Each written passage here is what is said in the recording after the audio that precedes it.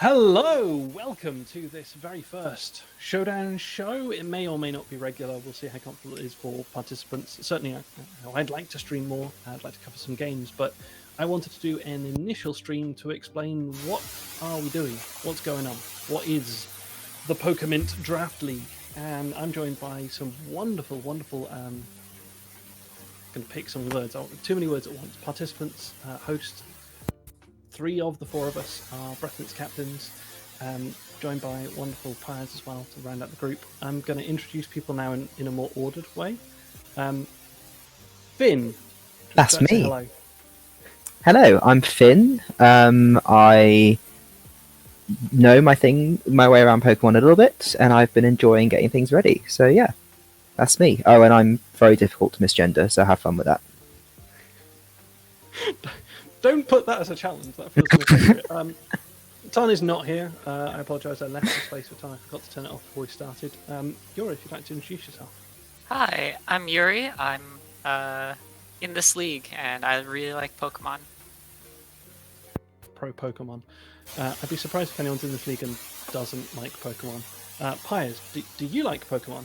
I hate Pokemon a bunch, but it's kind of one of those weird relationships where you just can't stop, no matter how much you hate it.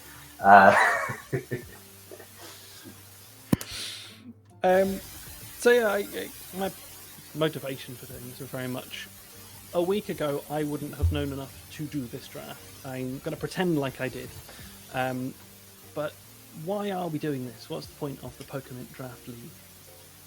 As far as I'm concerned, the point is to destroy Pyers' awful, horrible team as best I can. But everyone else has different reasons, I imagine.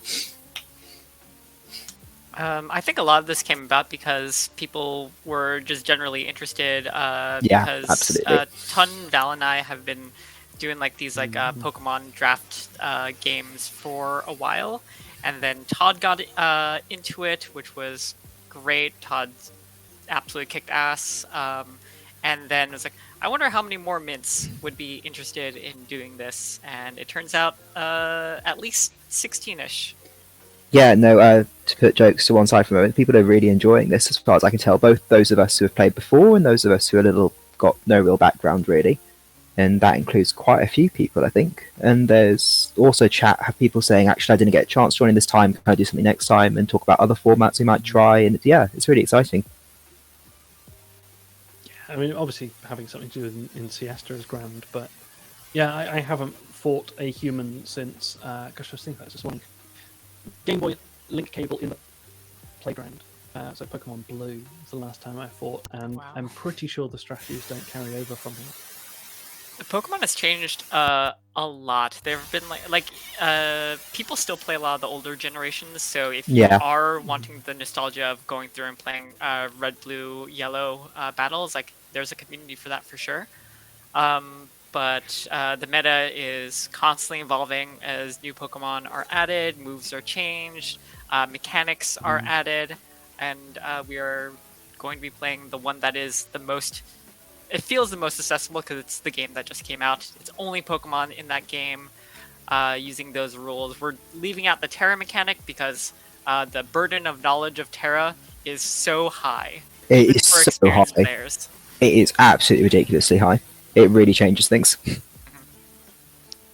It's not beginner friendly. It's unfortunate. It's the coolest, one of the strongest mechanics that they've implemented, and it is so beginner unfriendly.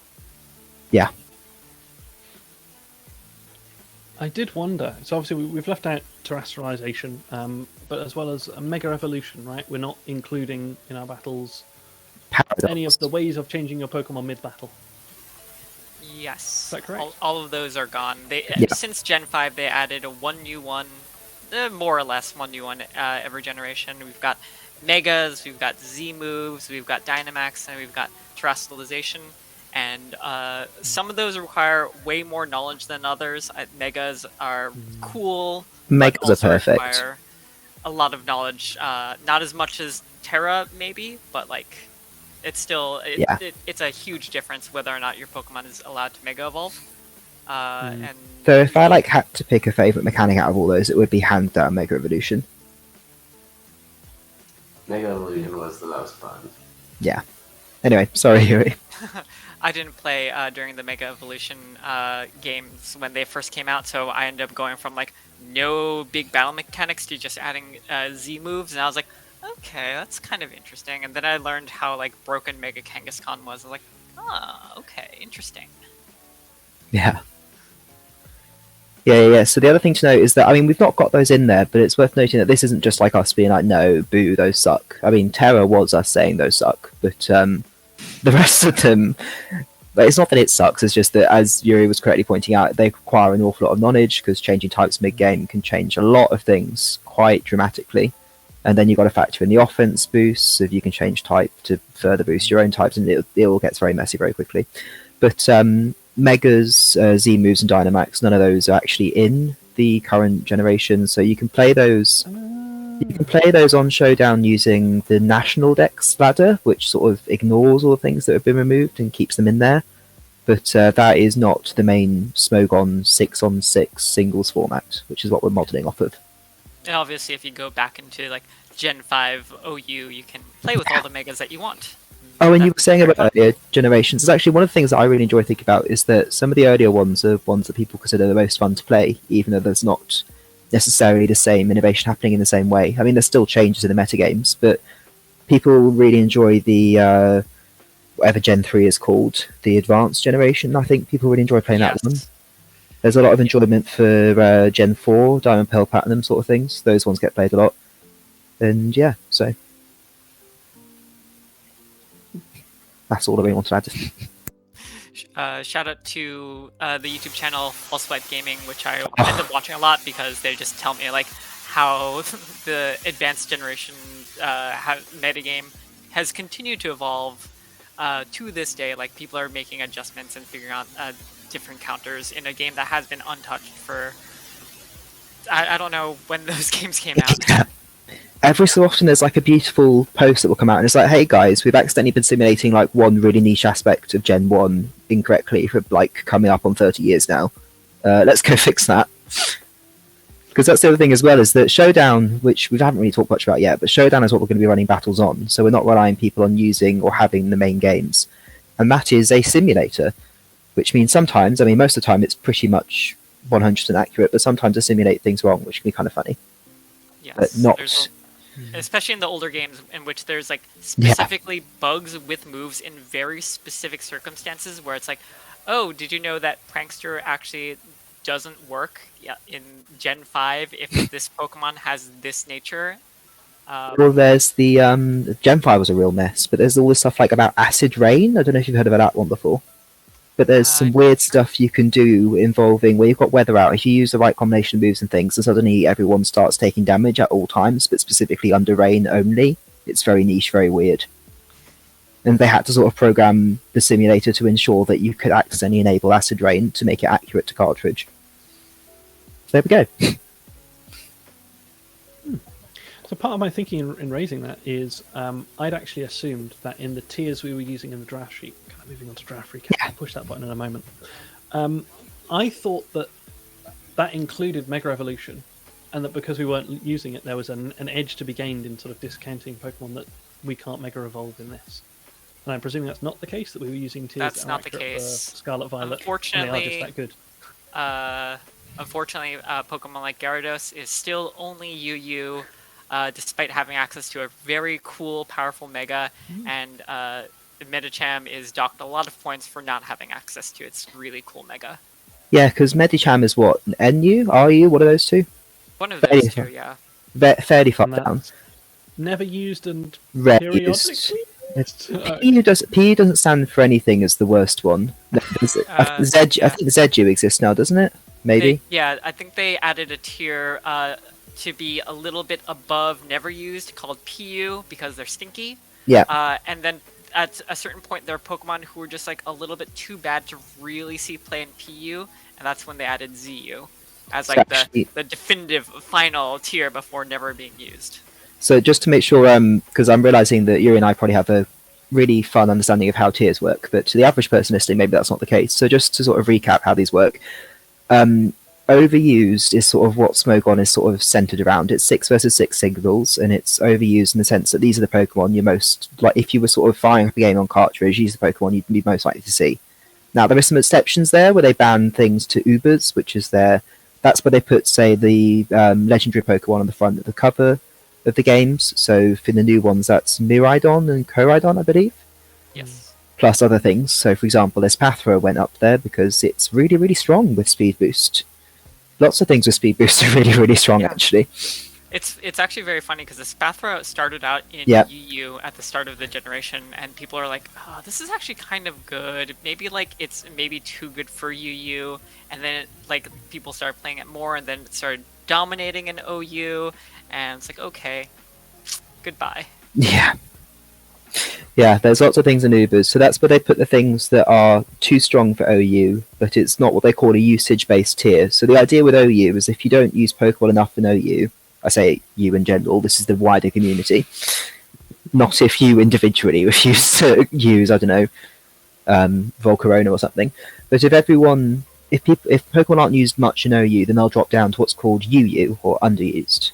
And then there'll be some usage there, and they can ban things up to what's called the UU ban list if they need to. And then again, there's some use happening there. And again, people can drop down from there to RU, which is rarely used, and the process repeats from there. And so you end up with by people sort of getting a feel for what Pokemon are useful and have good niches and can do certain things, you get a feel for what's good and what isn't. And I really like it as a system. Yeah, the tiers just sort of pop up naturally as more and more people get involved in playing with the lower tier Pokemon. It's like, I don't want to play with the overused Pokemon. I don't even want to play with the underused Pokemon. I want to play with Pokemon that no one has thought about.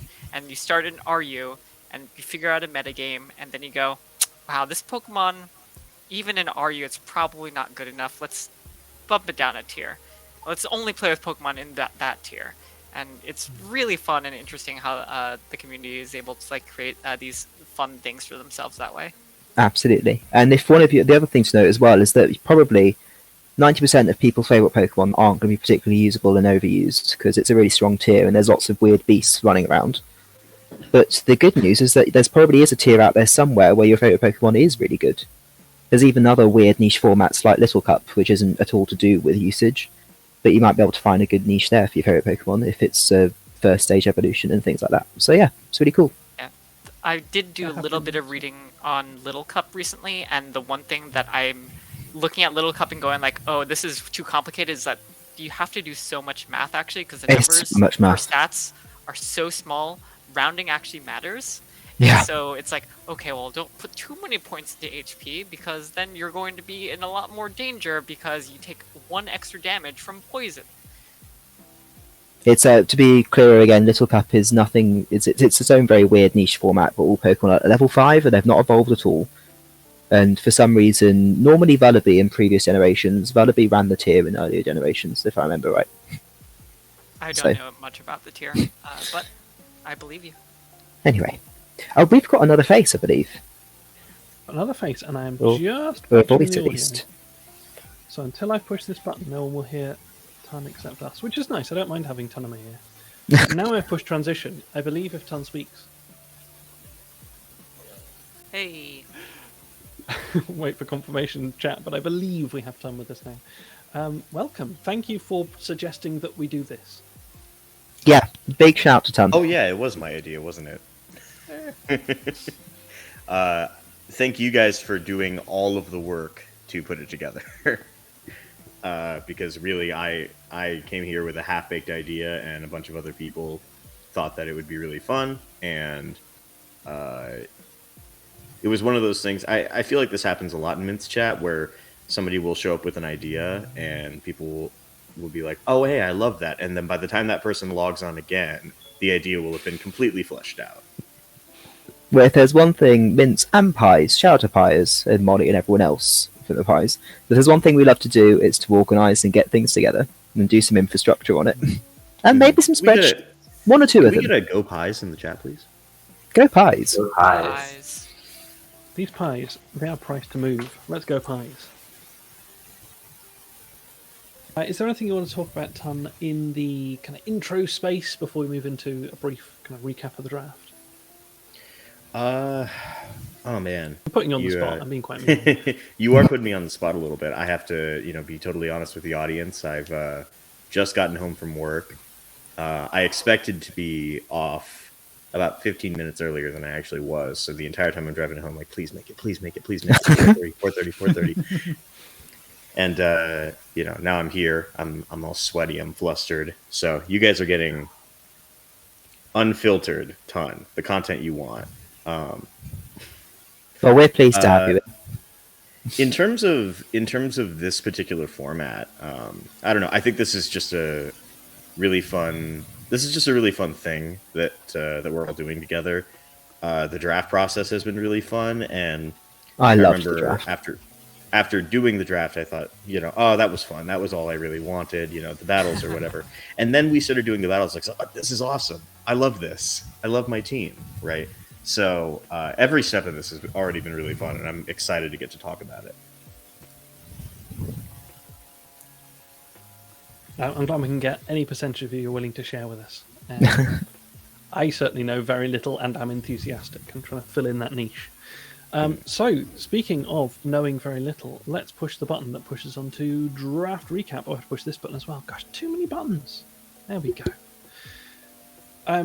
So if you want an actual detailed analysis of the draft as it was nearly finished, in the video version of this, I'm going to pop in the description a link to Todd's stream, where Todd, yooori, Tun, Val, and others, I actually haven't remembered every voice that was in there, I think it was at least possibly Wish,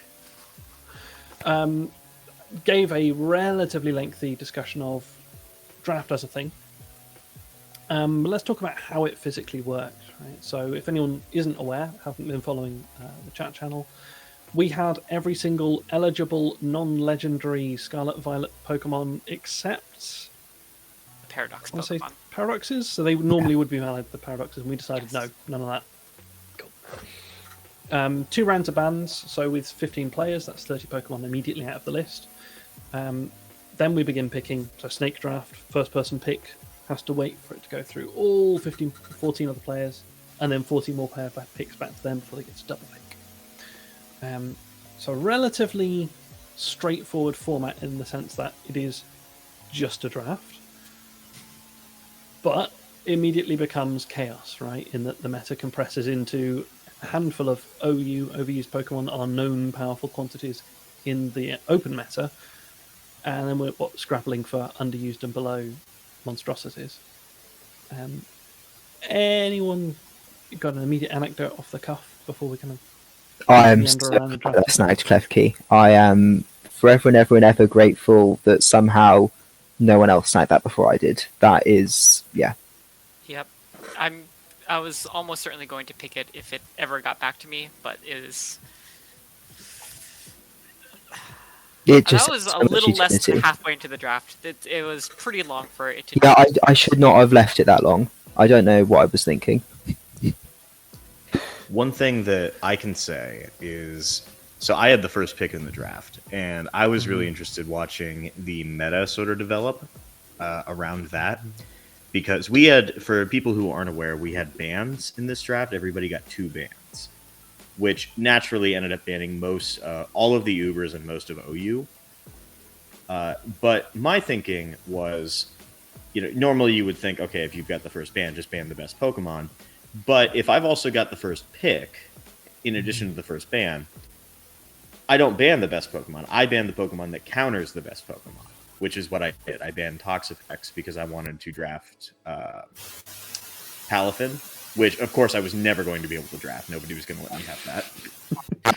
I would never have let you. It was interesting because I was not the only person who got this idea. It very quickly became apparent that myself, Pyers, and a couple of the other people who were picking early were like, well, now hold on, we don't have to ban OU Pokemon, right? And if we don't ban OU Pokemon, then we get one, right? So there was this fun little meta between banning something that is worth banning, but also trying to give yourself some room to get something that you want. But at the end of the day, it was there were enough people who banned other things that we all got to ban a couple more OU Pokemon. I think I was looking at at that, by the time it got back around to me before my first pick, it was, what do I ban to prevent Ton from getting?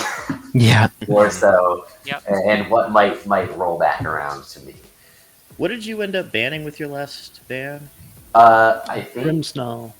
Yeah, I banned Grimmsnarl ban. because I felt like I remember, poster yeah. screens setter was going to be annoying to deal with for the sort of thing. I was also looking at Dondozo, Garganackle, and Hatterene as I would like to get one of these three things, and then you let me pick any of those three things, so that was cool.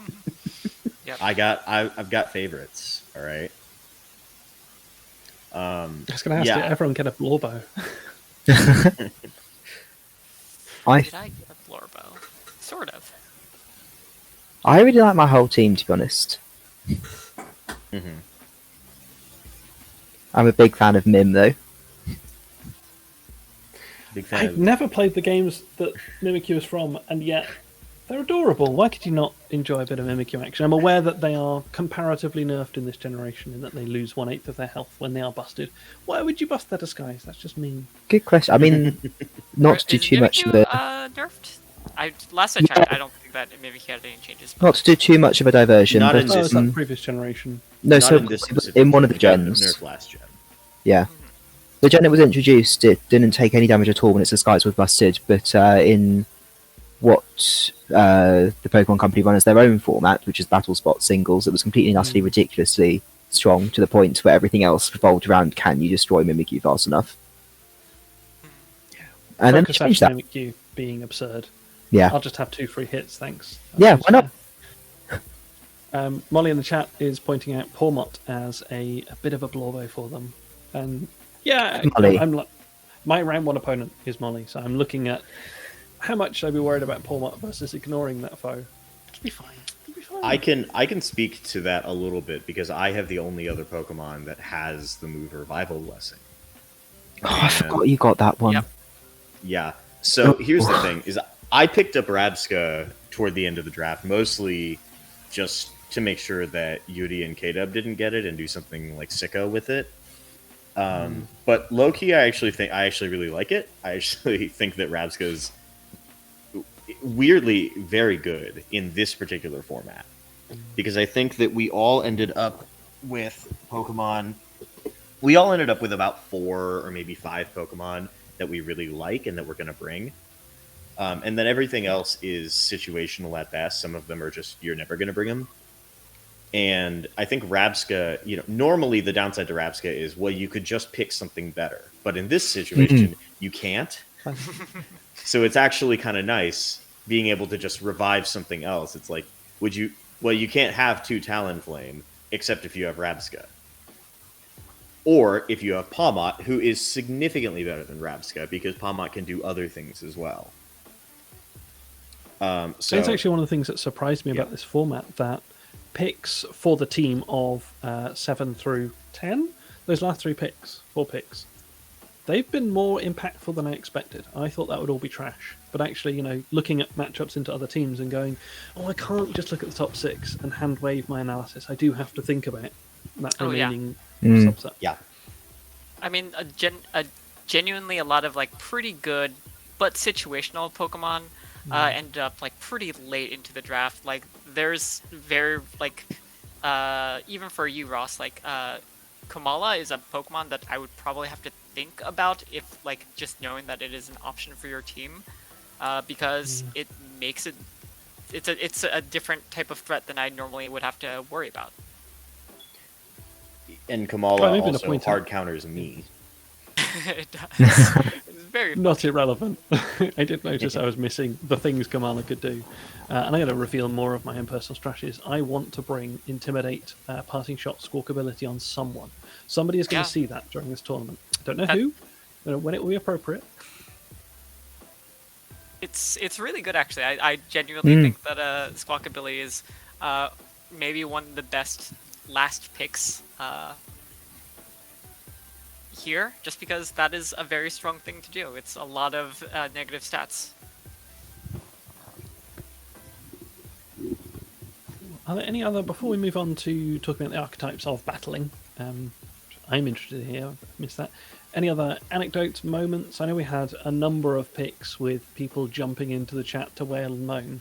Oh, I can't complain that I didn't get I some. feel like I win this one on the basis that I had my eye on Rev of Room, and I really should have nabbed it earlier, but, you know, we take what we can get. And I was also in charge of making sure that Ads got his picks in while he was asleep. And so, you know, we go through the list, and I didn't have, because he spoiled all of them, and I respected that, and so I went through the list, and the first one was gone, and I was like, that's okay, we'll take the second one. The second one was also gone, I was like, okay, fine. The third one was bloomin' Rev of Room, and admitting in the chat that Answer got that really took all my willpower, quite frankly. You had a moment to cheat viciously. I'm facing Ads in round 1! Use a ground move. Just use a ground move. Use the ground move, easy. Yeah, easy peasy. It's got filter as well, so I mean it works. I've got solutions in mind, but yeah. I wonder if I should have taken... So I took Magnezone pick 3, and then you take Lycanroc immediately after me. I don't know what a Lycanroc is at this point in my life, and I was looking for a Pokemon in that niche. And I overlooked it. Oh, that's probably not. I wanted something that could do some Stealth Rock and some other nonsense, give me a potential wall option. I don't know what Lycanroc's actually good for, but I wonder if maybe I'd read around, I'd choose that differently. I don't think Lycanroc would have done that for you, Yeah, Ross. unfortunately, No. Lycanroc's kind of squishy. Reassures me A then. speedy damage dealer, not really good for setting No, up. it does none of those things, Yuri. No comments at the time. That's no ability. Yeah. No ability. It's really, really bad do any Pokemon. damage. It doesn't do any damage. Yeah. One last blob I want to call out. Numbers having the correct opinion that Orthoworm is the appropriate Pokemon to love. Would you still love me if I were a worm Pokemon? Yes. Steel worm good. I would. I would. I I'll don't love say it. Sandaconda though. That's fine. I did choose my last pick as Appleton because I knew that Ton would probably want it, but then Yeah, I was that's also just like, Traitor. it was just kind of like, it does something. It's not like the worst Pokemon, and You like my already last have pick two was... dragon types. Yeah, I know.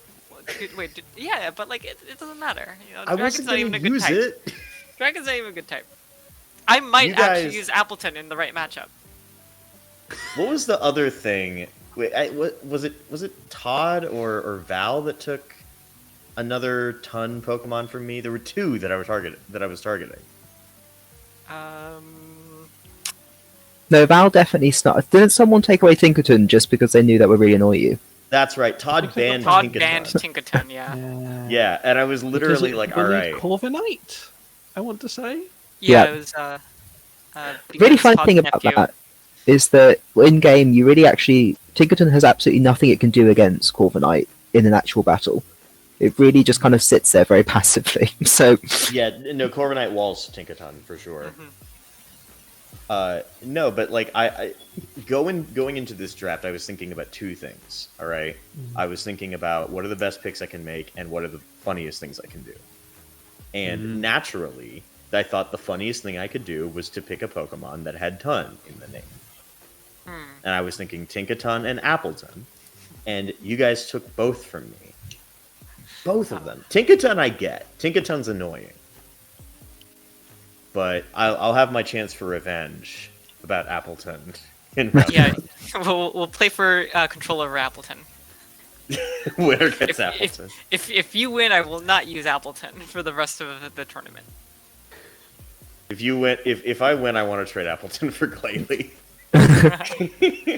Glalie can't explode. I picked that thing because I thought it could explode. All right. You know it can explode? Cryogonal? I know. why does Cryogonal get to explode? I don't know. I learned it could explode. I was like, this is so weird. I don't want it to do that. It doesn't have any attack, but like, I guess. It's funny that it gets Nothing it. else. Cool. I'm going to put the spotlight firmly on Finn to start this. I don't know anything about singles matchups and the tempo that people can expect. I understand there are moves like U-turn that allow me to dance more than just giving up my turn. I can get a little bit of chip damage. How does one battle in Pokemon? Good question. So there's lots of high-level things you can talk about here where I start talking about win cons and how people try to sort of... They look at an opponent's team at the team preview, turn out the right lead, start to think ahead, but that gets quite complicated quite quickly. Do you have those links I sent you open? Is there any chance we can take a look at one of those? I do. Yep, I'll bring one up whilst you natter. So what I've done is I've sent Ross ahead of the stream a few links to what are called sample teams. And so Smogon is really quite useful. It's not perfect in terms of trying to get new people in. It can be a bit overwhelming. But like many things on the internet, it can be a bit overwhelming when you get started. And when you get dug in, it's actually quite digestible. But to get more used to playing the game, they have what they call sample teams for overuse, which is the most widely used format. And so I've sent Ross a few links to some of those and some of those archetypes. And so the first one that he's got up here is what's called a kind of hyper offense team, which uses sticky webs to its advantage. So the idea here is if you scroll through, you'll see that there's I'm Valiant, which is not a Pokemon legal in this format, but it's very fast, hits really hard. There's Breloom, which has an opportunity to sort of spread status, and it hits fairly hard. There's Baxcalibur, which is a bit slower, but it hits really hard. You might have noticed the theme yet. There's King Gambit, which is a little bit slow, but it hits really, really hard. And indeed, it can set up to hit even harder if it needs to. And then as well as this, there is Masquerain, which doesn't hit hard at all, and actually at first glance looks a bit useless. But it's got access to a move called Sticky Web, and like Ross has just highlighted for me, it's got a focus dash. And what that does is it guarantees it can get Sticky Web hazards up. And what that means in practice is that opponents' speed is lowered when they enter, and all of a sudden, these Pokemon I'm talking about that hit really hard and are really slow aren't actually all that slow anymore, because everyone else is also slow. And all of a sudden, they're hit really hard and they outspeed the other team. And that's a win condition. You send the right one out, they can hit really hard and it's fast enough, and then the other Pokemon just die, really. It's sad. But it does let you win the game, which is the goal here. So this is an example of what's called like a hyper offense team, and that kind of team just hits really, really hard. It doesn't have much of an option in terms of taking hits back. So if the opponents clear webs and then they haven't got to deal with that anymore, or they manage to knock out a Pokemon, which isn't that difficult because a lot of these Pokemon don't have very strong defenses and stuff like that, then things start to fall apart. There's lots of other archetypes in between these two things. So there's things like bulky offense, balance, and then stall. Those are sort of the various archetypes in sort of increasing order of bulkness. So I don't know if you want to get one of those up, Ross. I've got bulky offense personal fave up here. Yes, this is one of the ones that I use a decent amount. So this is what's called a hazard stacking team, and the win condition here is these are Pokemon that hit really hard, and they're not all that fast, but they can take some hits back, which is a key difference. And they stack a lot of hazards. So these are things that cause other Pokemon to take damage when they smop into the field. And the idea here, so that's things like Stealth Rock and Spikes that Ross is helpfully highlighting. And the idea here is that these are Pokemon that can hit really hard, and that forces you to switch your Pokemon in and out to try and take these hits a bit better.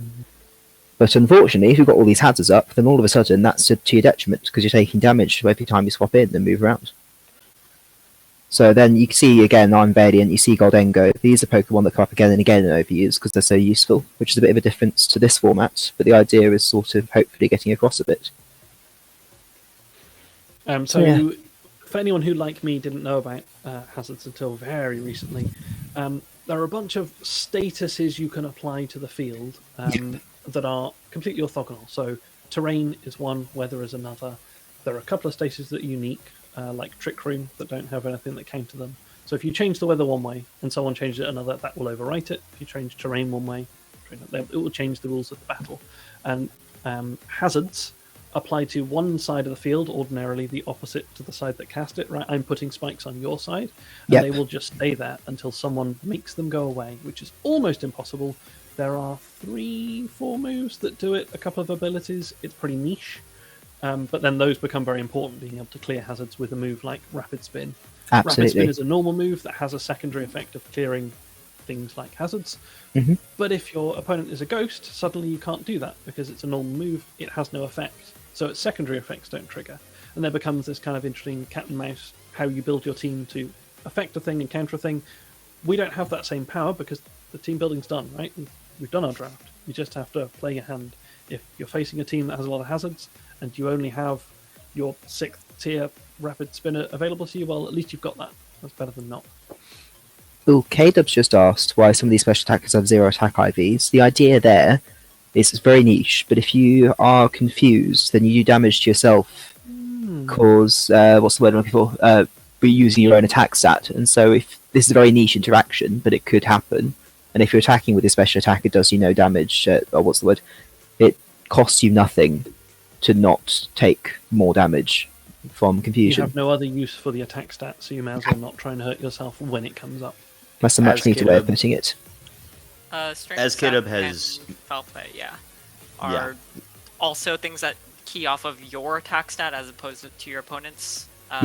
If your opponent has a Pokemon with those moves, and so those are more niche situations. Getting confused is typically more common than a Pokemon having strength stat or foul play. Yeah, the other thing I should add here as well is, first of all, if we go back to Rotom a second, Rosh, Rotom's got a move called Volt Switch, which is really, really useful in singles. Don't know how the world works in doubles, but the idea here is that if you use Volt Switch, then it does damage the opponent, as long as they're not a ground type, because it's an electric move, but it does damage the opponent, and then Rotom switches out. And this really changes things up, because if you switch out a Pokemon manually without using Volt Switch, then that goes first before anything else. And so then, if Rotom then clicks Volt Switch, you've switched in your Pokemon, but that switch has already happened, and then the person who's used Volt Switch has an entire turn to make the correct switch back in, which really changes the game. Because, say, I don't know... Yeah. Sorry, go ahead. I was just going to say, I don't know, say I'm using Rotom and I'm facing some horrible defensive threat that's just come in, and only one of my Pokemon knows how to deal with it. Well, I've got Volt Switch, and I can choose that Pokemon to swap it in. And all of a sudden, this good switch isn't a good switch at all.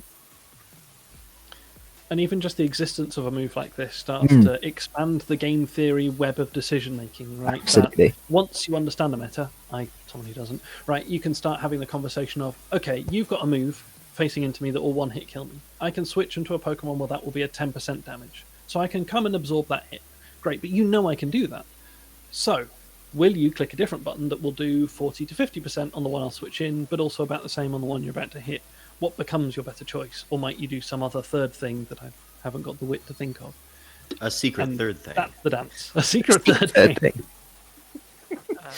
I wish I'd built my team around more secret third things. The absolute worst part of this is the very first switch in at the very beginning, where you can see all your opponent's Pokemon and you can see your own, and you've got to start working out, okay, well, this is the right switch for me to put in, but then they know this, they'll put this in, so I should put this in, but then I should put this in, and that gets really horrible very, very quickly. I hate that bit.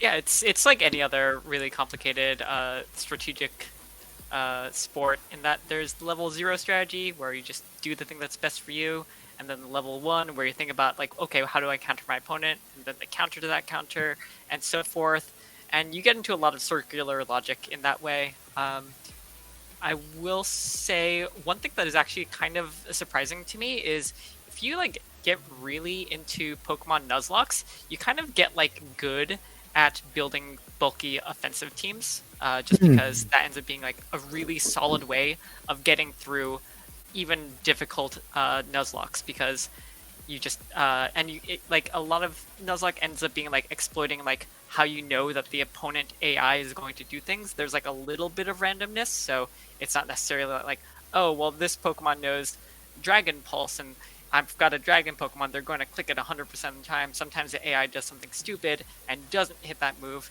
and so it kind of simulates some of, like, the randomness of, like, your opponent trying to play the level 1 or 2 strategy against you as well.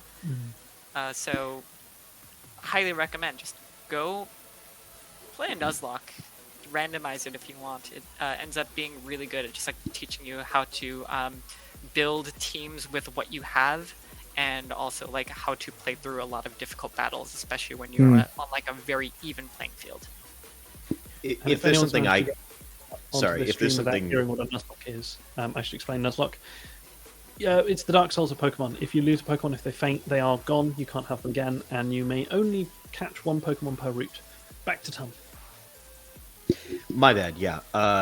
If there's something that I could add, I want to expand a little bit on that explanation of sort of the levels of thinking. Right. You already mentioned earlier, for example, I know what move is best for me. That's level 1. Level 2 is my opponent knows that, so what do I do about that? And then level 3 is I know they know that, so what do I do about the fact that they know that I know that, right? And I think that makes it sound like Pokemon is entirely just like a read-making simulator, which isn't entirely accurate, right? I do think that on some level you do have to like make calls in this game, but a lot about it is positioning your team such that no matter how your opponent reacts to what you're about to do, it's going to be better for you than it is for them, right? Yeah. And it feels sort of like a lot of that is team building and anticipating what your opponent is going to bring and what you can do to counter that. But piloting your team in terms of like positioning them in a good way, right? Like having a switch in to something that your opponent sends out. If your opponent has a Pokemon that you know is threatening, building one of your Pokemon in such a way that you can switch it in, and no matter what they do, they can't like break that Pokemon. That puts you in a good spot, right? Yeah. So there is a good amount of skill to it, a lot of it, but even then, when you're getting in positioning wars, it can feel sort of like a little random. And that said as well, it's not just random in the sense of you're not entirely in control and all the stuff becomes down to, all these weird niche cases and everything, but also in the sense that, sometimes moves miss. Sometimes the damage roll is the wrong roll and you lose. Well, just don't pick moves that miss. Well, yeah, that's true. Good point there. A lot of times you just have to choose moves that can miss because you need a little extra damage. Like, the difference between Fire Blast and Flamethrower is not a ton of damage, but in a lot of contexts, like Fire Blast will one-hit kill a Pokemon, where Flamethrower would two-hit kill them instead. And so you have to make a lot of these sacrifices. Like, do you care about having like the accuracy, or do you want the potential of just blowing someone out? The other way I think it as well is it's that level of risk management that I really enjoy. People have different levels of comfort with different kinds of moves, right? I'm the sort of person, I hate missing moves. Nothing will upset me faster than missing a move that I feel I should have hit. And I'm so happy to click for Hurricane all day. Yeah, don't care. Right. And so difference in play styles between myself and Yooori. Youri's willing to take on a little bit of risk for more reward, whereas I like to kind of meet in the middle. Yeah, because like the way from XCOM. I don't want to miss, so get that number as high as possible. Sorry, Finn, go ahead. Yeah, it's just the way I come at it. It's like, well, I need that Fire Blast kill. I can't get that kill with Flamethrower. It's no good to me to have a kill in 2 turns when I could have it in 1 turn. And so, I'm going to lose 20% of the time when that misses, but the 80% of the time where it hits, hell yeah, baby, I'll take that. 80% of the time, it works every time. Exactly. This is how numbers work. So to quickly round out the meta, obviously hazard teams, you would expect teams to try and attack that, and Regen Stall appears to be doing exactly that. Every monster here has been equipped with heavy duty boots, so they ignore the effect of hazards coming in, and they have a bunch of ways of gaining life, so they can just dance in front of you, causing all sorts of nonsense whilst you get flailed at, is the intent. Yeah. So no, that's exactly it. So for example, what's going on here is that when we had this really hyper-offensive team I talked about earlier on, with that webs and these slow Pokemon and all the rest of it, and it's worth saying, hyper-offense normally runs really fast Pokemon. I just thought it was an interesting example, because it uses hazards to exploit something it couldn't otherwise. But these Pokemon are the exact opposite. They don't really do any damage at all, but boy, can they take a hit. Yeah. You're not getting through Talktobugs anytime soon, buddy. Also, the kind of Pokemon that have Regenerator on here, which is an ability that heals your Pokemon like 1/3 for just switching out. Yeah. So it's like you can take a hit, you switch out to a different Pokemon who can also take a hit, and then you will very slowly take damage long term if you are only switching back and forth between Toxapex and Alomomola. Yeah. Which is horrifying to think about, because that's free. You don't need to spend PP or anything, and your opponent has to spend resources. Or I guess theoretically, and this happens sometimes. If your opponent, if what they're doing is stalling with Regenerator, your best move is to also continually switch back and forth a lot of times if you cannot do enough damage to counter Regenerator. And so they have the option to bring in Stealth Rock off Blissey to try and mitigate that, and obviously the dance continues. Yeah.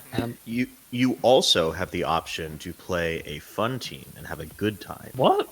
Yes. No, this doesn't seem reasonable. Not everyone will be able to play a fun team every time. Pyers is You talk about one teams. cool. I always talk about sun teams. Just to exploit weather, we've talked about hazards and dancing around that. Yeah. Yeah. So being able to set weather with drought. I'll pass over to Finn. Yeah, well, I was just going to say that weather is it's a bit of a variation on offensive teams. You don't really get weather or terrain for that matter, or even room teams, which are rarer in singles, but they do exist, and they're pretty prominent archetype in doubles. But you don't really get those trying to do anything defensive, so because they've got such limited turns with their weather. And so instead what happens is you have all these Pokemon that get really powered up under Sun. So for example, these Paradox Pokemon, Roaring Moon and Great Tusk and other things, they get boosts under the sun weather, and so they get stronger or faster. And then you've got Pokemon like Ceruledge, which does even more damage under the sun because it's got a fire type and those moves get boosted. And yeah, there's other things going on here. But the idea here is that these are Pokemon that are going to be even stronger under the sun. And you may only have 8 turns of sun, but sometimes, and that's 8 turns even with a special held item for Torkoal, but sometimes 8 turns is all you need to decide an entire battle. So you go all in on those 8 turns, and the other team are just kind of forced to hope that they can survive and gain some momentum back in the other 8. Now, we have very, very limited access to ability triggers for this. Yeah. But we're playing in a slightly lower lethality environment. It wouldn't be ridiculous for some teams to try and exploit this via a move. Trigger weather with a normal move. And I wonder if that's something we'll end up seeing in a live fire exercise. Be exciting to see. Now, we were originally planning to do an exhibition match using some of these teams. Well, we could. I throw this to the team. I have the first match replays queued up. I think that'd be worth doing, but just before we do pivot, I just want to say that some of the matchups between these teams, if we think about this stall one and then this hyper offense one, you look at those and you go rock paper scissors. This is this is a team that takes hits. This is a team that deals out hits. Which one wins? That's not how it works at all. You can have matches between stall and hyper offense. You can have matches between hyper offense and balance. You can have matches between balance and stall, whatever else. It's not decided by the archetype. It's normally decided by who built a better team on the day and who piloted better on the day. There's not some sort of rock paper scissors going on. You don't immediately lose at the game loading scheme. To a large extent, it feels like playing Magic the Gathering, where you build your deck and there's some natural counters to other decks, but there's a little bit of luck, and piloting is also really important. You can turn a lot of unfavorable situations into your favor by either doing a good read or getting a little bit luckier than your opponent. Mm-hmm. If I had to compare Pokemon to a game, I would say that it is similar to chess, and the only real differences are that there are a lot more pieces. You play it on the Nintendo Switch instead of on a board. The pieces get items, and they have stats.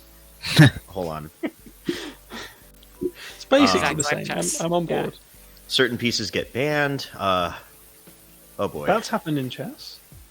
Google en passant. Come on.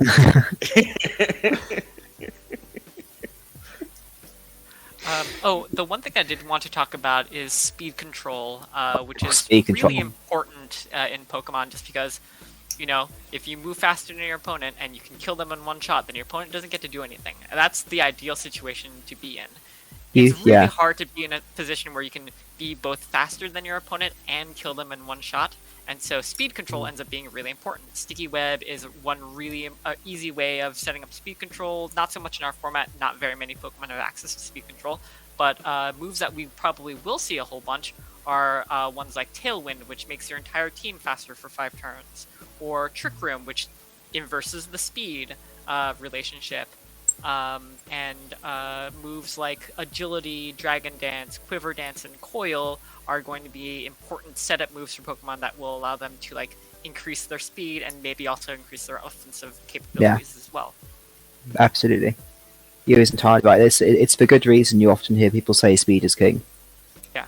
And especially in the lower tiers, Pokemon have a harder time killing each other. All like the best offensive threats, the ones that are most easily going to kill you in one shot, those are mostly OU Pokemon. And we've got a couple of them around, but at the lower you go down, the like defensive Pokemon seem to stay around just because, you know, who cares? A Alomomola can take tons of hits, but it doesn't do that much. But like a Pokemon like Ursaring starts looking better if you can give it a bunch of like speed and stuff. Or I guess like Haxorus is a really good example of like this is a Pokemon that can hit hard. It's like a little bit too slow to like make it in the higher tiers, but the lower tiers it is a threat you're constantly thinking about because it has access to Dragon Dance.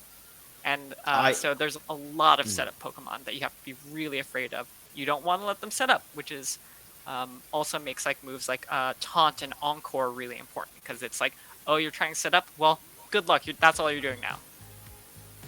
Yeah, and I can say with certainty that Haxorus is terrifying once it gets set up. Mm-hmm. Even just one use of the move Dragon Dance that increases your speed and attack by 1 stage, which is just a 1.5 times boost to both of those stats. After just one of those, I was able to sweep an entire team full of OU Pokemon because they let me get set up. If they made a bad play, they let me get set up, and I won the match in 6 turns. Yeah, because it's very easy to say that Pokemon is a lower tier, but you give it 50% more of all the things it cares about. That's no longer true. Yeah. I assume 50%. Sorry, I don't know which kind of up that is. No, yeah. It's 50%, So, yeah. I actually the stat thing is a little weird. It's so weird. Yeah, it's not just a flat 50%. It's imagine it's a fraction 2/2, and when you increase a stat, it adds 1 to the numerator, so it becomes 3/2. And when you decrease the stat, it adds 1 to the denominator. This isn't even going into the back end of how all the stats are calculated. It's like you can really tell that it was cobbled together in all like 2 minutes when they were setting up like Gen 2 or something, and then they haven't been able to change it since because it's too ingrained. Mm-hmm. Yeah. We won't get into that. That's we will not be doing that. That's not necessary. You only care about that if you're in Little Cup. If you are trying to do that math yourself, you can stop and just go to Pokemon Showdown and use that calculator. They will figure it out for you. Yeah, Little Cup is a weird little circle of hell as far as I can work out. I mean, I'm glad people are having fun there, but there's so much maths happening there. Cool. How do people feel about a 5-minute break, grab a drink, That and then sounds go fab. into the first game? I say the first game. This will be the only game we do. Well, might do both battles with. Might have 3. We've got a whole best of 3 match that we could go through, and we'll see how we feel. And I'm going to kick us into stream. I will be back in 5 minutes with a drink. Please enjoy this other music. 3. Hello, welcome back. I'm deeply hoping that pushing that button has brought the audio back in, and it has. Sorry, on my view, it takes a little while for the things to come in. This is the first time I've done a stream with this many participants, this much going on. At the end, I'd love to hear any thoughts you, the viewer, have had on how things are fit together. It would help me learn for future things that we may or may not do. Speaking of things that may or may not have happened, I have recordings from Numbers and Wish. I believe the first round 1 match that has been played. To my knowledge. And Sorry, go ahead. just to say that I've not seen this. I don't know who has, but I've not watched this one back yet. So this will be a fun little surprise for me. Did not see this spoil first it. game. And it made me mad that Orthworm exists. Orthworm is so good. I love Orthworm. That was such a good pick. it's one of those considerations that being at the end of the draft makes me think about what could have been. Before if I we were first start, pick, I am embittered. hey guys, before we So those of you start, with very well-tuned ears will have noticed that we've swapped Pyers for K. We now have KW on stream. Thank you very much for joining us, Pyers. Apologies we couldn't say a proper farewell to you whilst you were here, but thank you. equivalent sorry, Tom, you exchange about to say the Pyers same.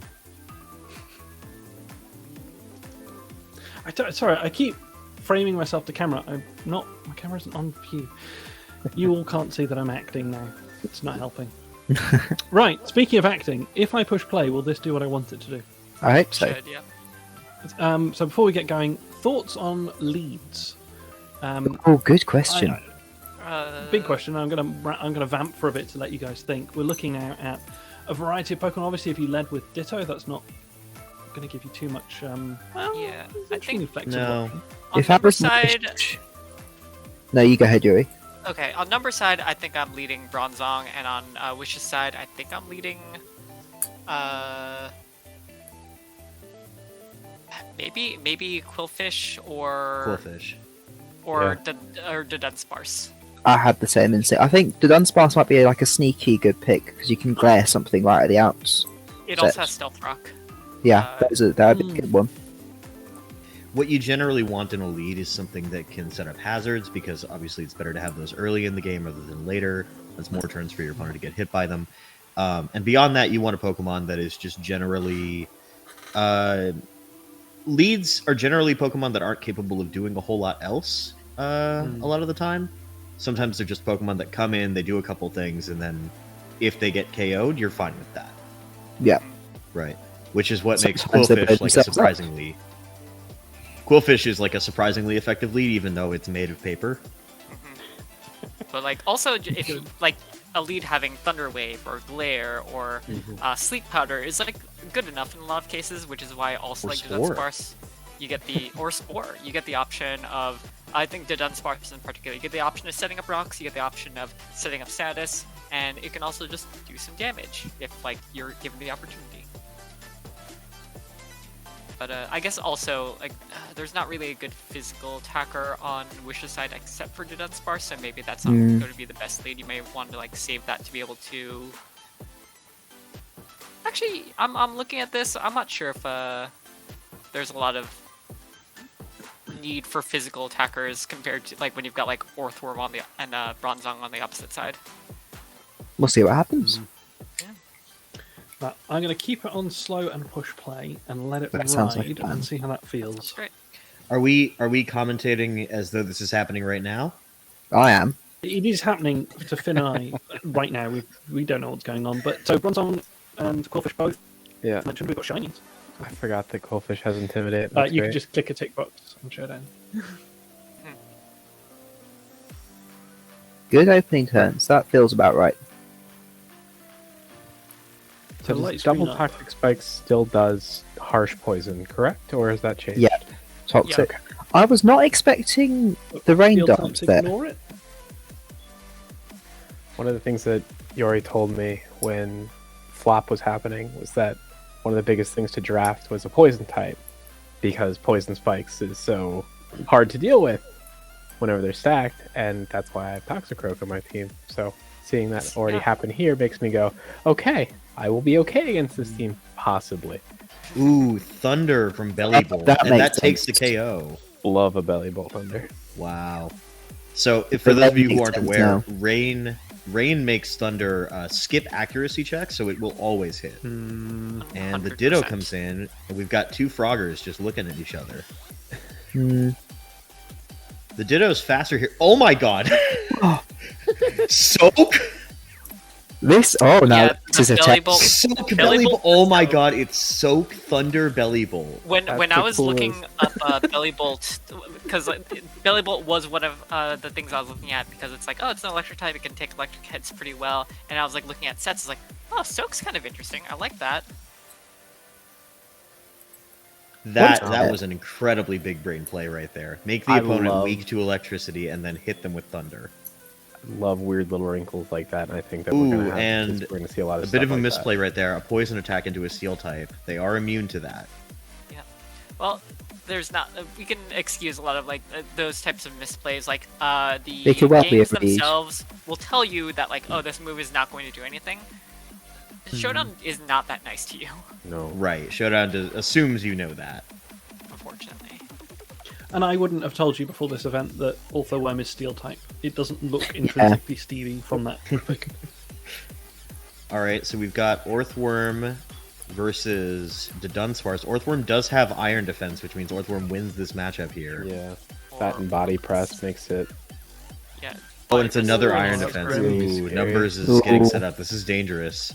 Body Slam tries to go for the para. It doesn't happen. And Oh, and that might be game right there. Ouch. This Orthworm is set up. Let's see Anyone if wanna- Beans has any counterplay, but maybe Well, not. can we explain body Yeah. press. Focus Blast. Ooh. That gets Focus Blast? Body press is an ability that scales off Focus of your blast is- defense instead of your Oh. attack. Oh. God damn it.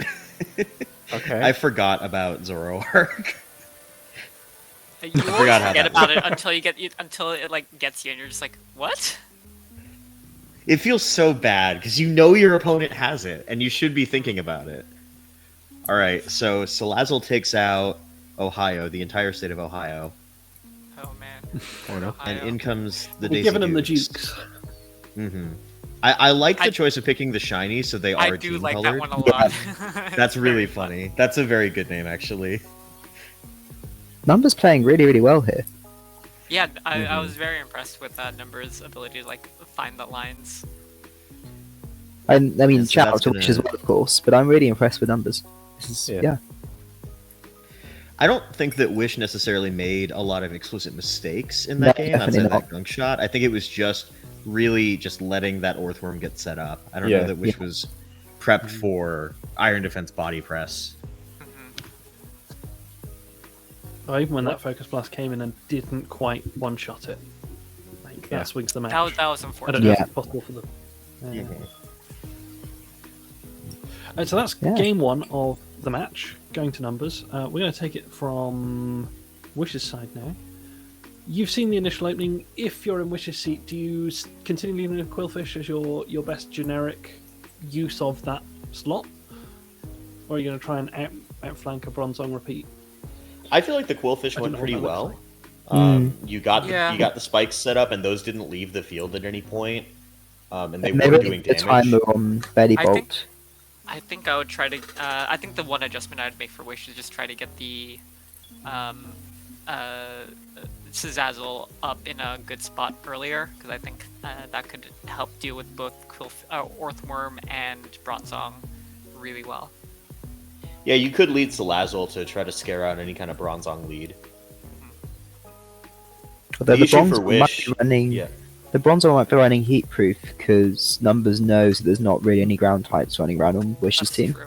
that's I true. technically a different Dunsparce build, if it had Yeah. access to the Hyper Drill or whatever, could also be really good, because that will break through screens, I think. I think so. Yes. Yeah. Yeah, there's a lot of moving parts in Pokemon. Don't know if you got that impression yet. Yeah, it's really It annoying. is quite humbling to hear the fourth level analysis. The Dunsparce has too many moves that it's kind of good with. Yeah. So you're stuck with only 4 moves, and you want to use the best ones, but it's so hard to choose the right ones because it could take up so many different roles on our team. And Todd in the chat has let us know the Numbers apparently intended to run heat proof, but forgot to make that switch and must have run Levitate. So there we go.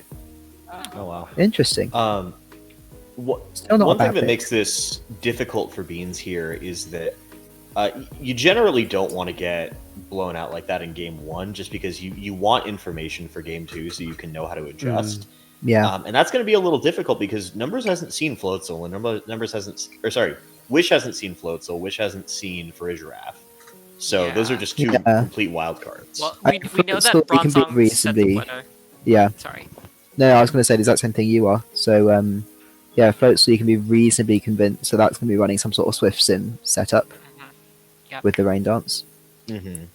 Farigiraf could be anything. The other thing as well for Wish that I'm spotting is I can't really see a win con here. Like, you've got the hazards, and you've got some offensive pressure, but numbers could clean up at the end there in a few different ways between the Weasel and, to an extent, the Soak Body Bolt, and of course the Iron Defense Body Press that we saw last game. Yeah, even assuming that Dunsparce has like the optimal Paraflinch build, it's just like how do you get through Bronzong and Earthworm with that Steel typing? But it's still a really interesting team. I don't want to be discouraging anyone at all here. I'm just sort of enjoying the analysis. Sorry. I like the trick, right? We're working with crumbs. Yeah. For sure. All right. Well, if we want to get into the match, I absolutely do. Let's go. So we've maintained the quill opening. I have to remember I'm slightly ahead of everyone else on this. Yeah, you're in the future. Time traveling. I really like shiny last time. All right, both players going for the exact same opening, which I think is fine. I don't know if there's necessarily a better opening for Wish, and if it worked for numbers, like why change anything? Yeah, there's the adaptation by Wish. Here comes the Salazzle. The Rain Dance does go up though, which is going to hurt Salazzle's ability to do a whole lot. And there comes that Weasel, and it's knock off. Good call. Knocks off the choice fan. That's a huge pretty knock good. off right there. That's really good. And Wish already making some really nice plays here. Switches out into takes away pressure really well. That Quillfish. Yeah, and worth noting, this is a wave crash in Rain. Now that hits hard. Yeah, that was a really good switch in there. And there goes the crunch. No flinch, and it's Facade from the Quillfish. Interesting. And that Weasel has been pretty much dealt with. And there goes the Protect. And that's going to pick up the kill via toxic damage. Yeah. That's beautiful. Protect's very interesting to see in singles. It's much more niche, where in like doubles it is. Every single Pokemon is essentially running Protect. But Wish made a good call running it there, because that's a mon that can really accumulate damage via toxic turns. Oh yeah, absolutely. That seems to be it's part of the plan right now. It's like run the with these hazards as well. Pokemon. And the screens are back up. Get some coils up, I imagine. Stealth Rocks have hit the other side of the field. This is the one Pokemon that's not going to be able to do a whole lot there. Ooh. Wish trying to set up another layer of Stealth Rocks, which you cannot do. That's unfortunate. And it looks like we're going for the same thing last time. I've seen this before. Yeah, I don't know how this is going to work. Wish is coiling though. I think you really just need to hope for the stun and the confusion. Yeah. Otherwise, you're really just hanging it all here. I don't know if we know what moves the Dunsparce has. Like, we don't know if it has Body Slam or Headbutt or whatever. And it's Rapid Spin. To get interesting. And Body Wish is Press, correctly, but yeah, there we go. I mean, Wish is identifying correctly that the hazards could be a problem, but the more immediate thing is the Whirl Pulse. Oh! Now this is huge. This is Body actually very Press. That's not doing it. This is actually 3. That very nice use of the Ditto right there, identifying that Ditto gets the boost. Oh, but that Citrus Berry, that might end up being the difference. Shed Tail fails. Not enough HP. Shed Tail would have been really well there. Previous turn, that would have been a really good call. Yeah, Shed Tail requires 50% of your HP and makes a 25% HP substitute. Now I reckon Medi here. Oh, that was a good call. Close combat, and that will finish off the Ditto. Or but maybe very you can come in and clean up now with the chip damage and the lower defenses. Salazzle's good choice here. Should outspeed. I don't think that's Salazzle. Interesting. It's not Salazzle. Yeah, I remember this time. It's Zoroark. Salazzle does not get Trick. Zoroark does, and that is one of the reasons why I wanted to have Zoroark, just because it is so funny to get tricked by a random Pokemon. And in comes the Quillfish with Intimidate, and it's going to protect and just stall this thing out.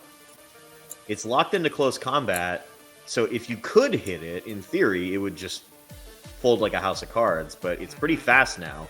And Wish gets the double protect. Wish going for the double protect is very ballsy. I don't know if Wish knows that what the odds are, but I think it's 1 in 3 for the second time, and it's like 1 in 9 for the third. Oh, I'm not seeing any advancement on the stream. Ooh, sorry, that's Chrome getting excited. Chrome, Was that a triple protect? triple?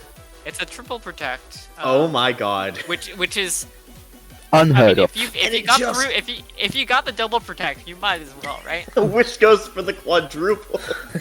And the Quillfish survives anyway. I don't know that the quadruple was necessary there, but that was very funny. It's a work of art. It's... Imagine if like it had worked. What if? But what if though? And in comes the Bronzong, and I'm liking Wish's chances a lot better now. I mean, the screens are going to be an issue, but I think Wish and that's made a some big really good chunk to take out a Bronzong. yeah, Rain Dance comes out, so the cool plan there. is still for that Belly Bolt to clean up. Bronzong lives and sets up the light screen. Farigiraf is like kind of like good here, right? Like 2 of those Pokemon are weak to psychic damage. That's true. Down goes the Bronzong, and now it's a matter of can numbers clean up with Belly Bolt and Farigiraf.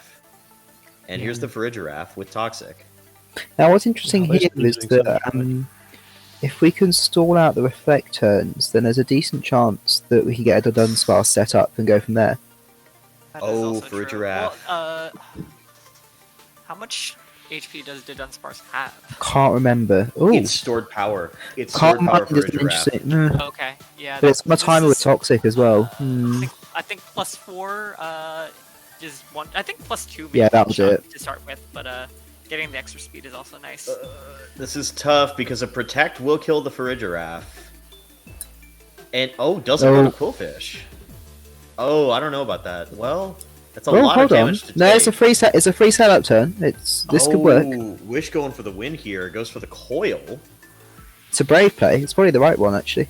I do. This is definitely the one that's a little riskier, but like you get the setup and maybe you can outspeed and.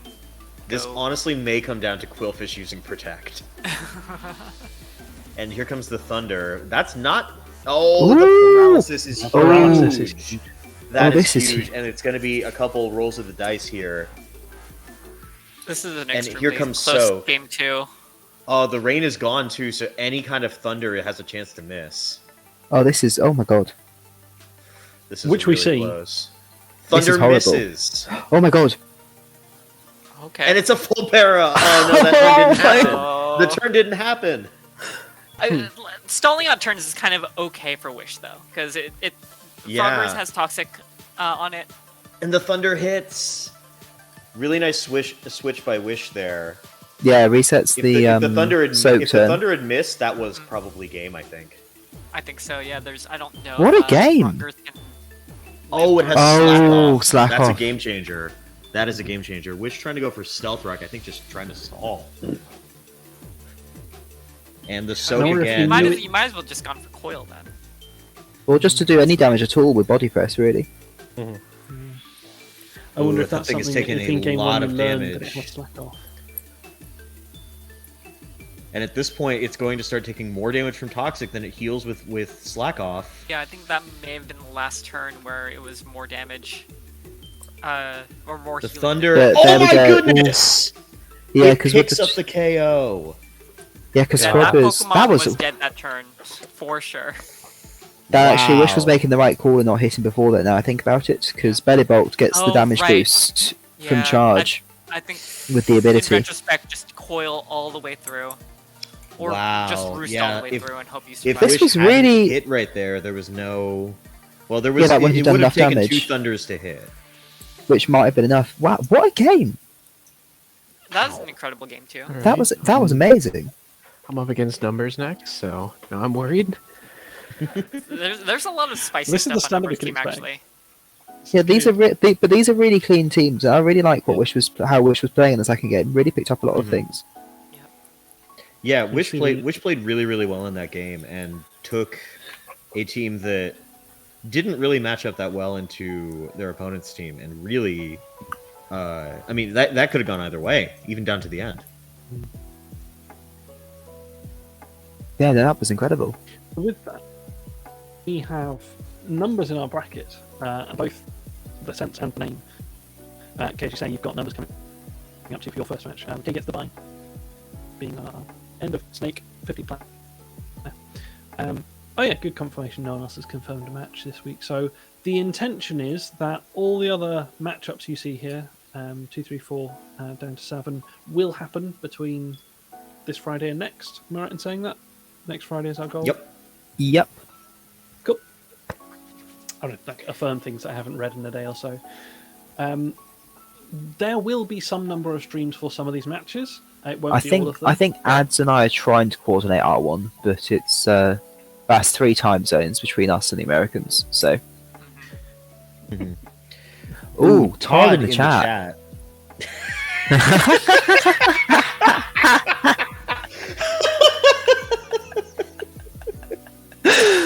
Finn, do you want to take it? No, it's yours. It's yours. All right. Hey, Todd. Todd in the chat. Asking a very interesting question. What are our matches to watch and our picks to win? Okay, well, exclude your own matches and yourselves from that, because otherwise I'll just be like, hello, I'm really cool, everyone loves me. But I'm really interested. I really want to see what happens in Yooori and Tun's match, mostly because they're both sickos, but also because Yori's team really scares me. I don't know if there's a lot of sicko stuff happening in our teams, to be honest. I don't know. I think what you've got set up with Titan and Slowking is enough to give me the shivers in more senses than one. That's a known quantity. That's not cooking at all. Like KDub is cooking, you know. KDub is cooking. Fully cooking. I'm just microwaving a meal over here. Yeah, but I mean, like sickos in the sense that these are people who are. There's a lot of drafting. I mean, everyone's drafting, but I feel like there's big spreadsheets happening behind the scenes in this matchup. Oh, I'm gonna throw out for my match to watch is Pyers versus Todd Gonzalez. Yeah, that's a big one. I think that after the draft, I think we were all kind of on the Pyers train, just because. Not me, baby. Love you, Pyers, but Stalled is not as strong as it used to be. Recovery moves got nerfed. There's not as much toxic. Anyway, sorry. But I mean, Pyers' team is just a ball of stats, and it's like, how do you break through it? What do you do about it? But I've played Todd in a couple practice matches, and Todd's team is solid. Todd's team is really, really solid, and I think that there's potential there for either player to win. Yeah, that's definitely what I want to see, and I'm really excited for matches like that where you have a clear glimpse of what each team does want to go for, specifically on Pyre's side, not so much on Todd's, but how does that affect their prep? How does that affect what their pivots, their outs are? Are they going to pull some weird stuff like Soak Thunder, Belly Bolt? Are they going to fling a Toxic Orb at someone? Like what's going to come out of left field that might turn a matchup? That, I mean, there's an argument for optimal play. Obviously, things that come out in OU that have a higher percent of play typically have more solved movesets, but in the opportunity here where you know who you're playing against, what they're most likely to play with and play as, make that wrinkle not just in making the reads in game, but making the reads before the game, and I'm really excited about that. My bold call is Oh, go ahead. Oh, I was gonna say I'm really excited for the Molly Ross game, just because I'm very interested in the Pokemon that Molly's chosen, and I want to see how they go, because that's also a team that I'm like scared of, because it sort of hits from like a very different direction than a lot of other teams seem to be going for. Yeah, and Molly's got a lot of options as well. There's a lot of different teams Molly can cook up there. Whatever happens, I want Molly and I to have the same result. I want to fight Molly because I want us to both be reviving our teams forever. I gotta say one thing, Ton. I'm planning for this Molly fight, right? And the fact that she can attack me... Sorry, I don't know Molly's pronouns. That's incredibly rude of me. The fact that Molly can attack me on multiple angles is making planning a complete pig, because I have to contemplate, okay, if this is the approach that this team presents, great, here are the ways I plan. Oh, but what if they do this approach? Okay, cool. That doesn't overlap at all. Okay, but I've got this third thing I need to worry about. And it's just the number of spreadsheets on spreadsheets. I'm learning more about Excel Google Sheets than I've needed for a very long time, just to have enough data in one place. And a lot of... Sorry, go ahead. Well, no, so a lot of prepping for battles is finding that balance between, preparing for what your opponent can bring, but also giving your opponent stuff that they need to prep for, right? Not just going full, here's how I can counter everything my opponent can do. make some problems for your opponent too. Yep. And Yeah, that's why yeah. hazards are so great. Yeah, because not to go on about myself too much, but I think people with some knowledge of the game can sort of look at what I've drafted and go, you know what? Yeah, Finn's going to be doing this. And that's fine, I think. But it's going to be a bit weird going into the matchup. Because I think ads will have a pretty decent read of what I'm doing, and I've got less confident about what ads up to. I feel like, I mean, frankly, I'm excited for all of these matchups. I'm excited me to see too. everybody play. You know, because I think, you know, even just watching that last match, I forget how much experience Numbers has with Pokemon. I don't think that they'd played a whole lot before this. Watching those two put together those teams and like adapt to what the other person was doing, even though they don't necessarily have that much like formal experience, was really, really fun. And I was like, every move I was like, oh my god, Numbers soak thunder, that was amazing. And then I was like, yes, let's go Wish, great adaptation. I was like, it was awesome. There's no environment you will see that matchup ever happen again or before. That was a moment in time that we got to enjoy. Right. And that's kind of why my bold call is I'm going to be watching very intently the loser of Yooori and Tun as you make your way through the under bracket. So we have this other way to the final that you can get one loss and still claw your way back up. Just because I want to see how you guys approach using your 6th through 10th picks to get those small edges. I suspect there are going to be some bizarre matchups happening down there. Listen, the thing you guys don't want is me in losers bracket. You don't want to see losers bracket Ton, all right? You don't want to see it. Yeah, you do want to see losers bracket Yooori though, because I will do dumber stuff for sure. Appleton opener. Appleton opener for sure. Let's go.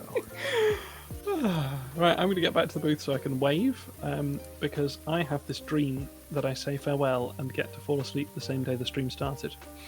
Yeah, oh my god, yeah, it's 2 minutes to midnight. When did that happen? Wow. I have to close the battle window. Sorry, I called this the battle window. It's a good name for it. Thank you very much, assembled Mints and Pies, who have joined us today, and anyone else who found us. A particular thanks to Finn, Ton, Kay, Yooori, and Pyers. Have absolutely loved having a chat with you all. It's been really, really fun. Yeah. Hopefully Love we will Pokemon. have this slot semi-regularly. It'd be great. Yeah. Yeah, Yeah. in theory. We'll see. Life events are coming up, but you know, Pokemon will take a mild priority. I'll always have Pokemon. Anyone have some fine parting words before I push the outro button? It just changes the music. It's not exciting. To anyone who hasn't decided to scrim at least a couple times, it's really good to think about. Yeah. Both from the perspective of working with someone who actually probably has a vested interest in doing their best and helping you get better as well. If there's any amount of like, okay, I don't know, Yooori and myself had Prankster, where it was like, how the hell does this work? Yeah. Learning a lot about terrains and priority moves. Yeah. And made some great recommendations for my Lokix setup that I'm a fan of. But I think everyone here's here for fun, and if you have any concerns or considerations for making your team better, getting better, improving in general, reach out to anyone. Anyone will help. Yeah. I mean, like, as long as you're not ads, I genuinely really enjoy tinkering with teams. So Fight me IRL. Basically. Cracking. I'm going to live my dream and go to bed the same day I woke up. Lovely to speak, cool, and hopefully we'll do this again. yeah. Well,